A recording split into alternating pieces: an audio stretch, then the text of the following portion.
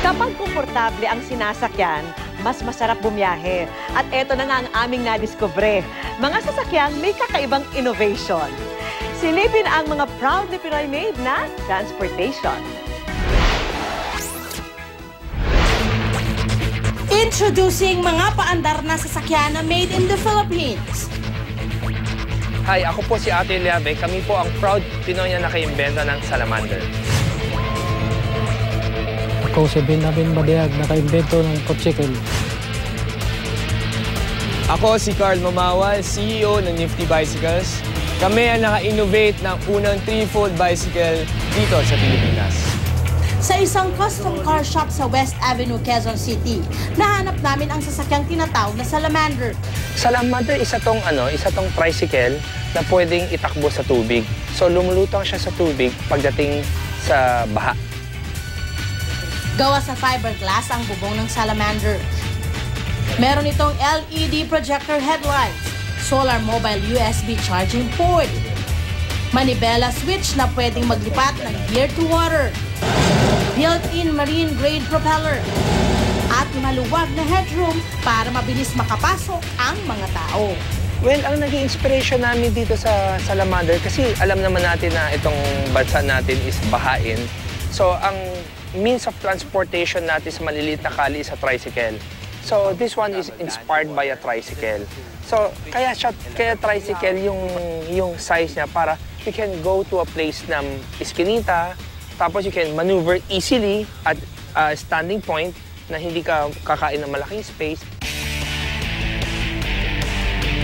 Kapag nasa lupa, tumatakbo ang salamander ng 50 kilometers per hour at kakasya rito ang 6 na tao. 10 kilometers per hour naman ang takbo nito kapag nasa tubig at 4 na tao lang ang suggested passengers nito. Ang salamander din ang kauna-unahang electric amphibian trike sa mundo. Ang good news niya, number 1 is to save people's lives. So, bonus na lang yung pwede mo gawing tricycle or any utility function. Meron tayong 42,000 na barangay sa Pilipinas. 26,000 doon ang binabaha. Kaya naman, gusto sana ng mga inventor ng salamander na magkaroon nito ang bawat barangay sa Pilipinas. Sa kasalukuyan, hindi pa raw nila kayang magbenta ng maramihan dahil wala pa silang factory. 10 units a month pa lang ang kaya nilang i-produce. Pero kapag natayo na nila ang kanilang factory, kaya na nilang mag-produce ng 30 units kada araw. Mahigit 200,000 pesos ang halaga ng bawat salamander. Sa bayan naman ng Luna sa La Union, ang mga humaharurot sa kalsada, mga tricycle na may disenyong parang kotse. Mula pintuan hanggang bumper at upuan, parang kotse ang dating nito. Meron pang mini sound system na ka-jam mo sa biyahe. Ito ang tinatawag na Kotsikel na naimbento ni Benjamin Madayan. Nakita ko yung kotse sa TV at sa internet. Kaya ako naisip na gumawa ng modelong sidecar. Halos 30 years nang gumagawa ng Kotsikel si Mang Benjamin. Nakatulong daw ito para makapagtapos ng pag-aaral ang kanyang 5 anak. Depende sa disenyo, kalimitang inaabot daw ng 2 hanggang 3 buwan ang paggawa ng Kotsikel. Dito sa talyer ni Mang Benjamin, ginagawa ang proseso ng pagbuo ng Kotsikel. Mula sa paggupit ng yero, pag-assemble at pag-welding ng mga parte nito, pagpipintura, pag-aayos ng upuan, hanggang sa mabuo na ang sidecar ng Kotsikel.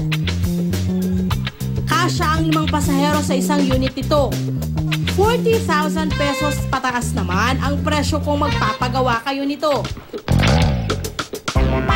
Mula La Union, balik Maynila naman tayo dahil ang next discovery natin.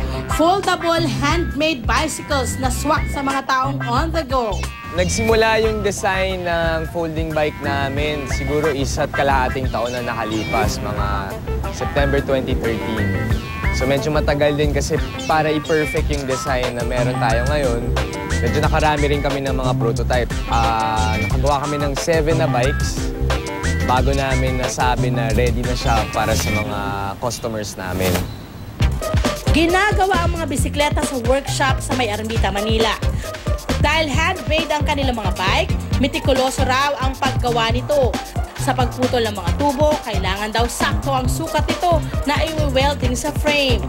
Ang frame at bakal na ginagamit nila ay locally made, habang ilang mga piyesa tulad ng gulong, rock set at shifter sa labas nila binibili.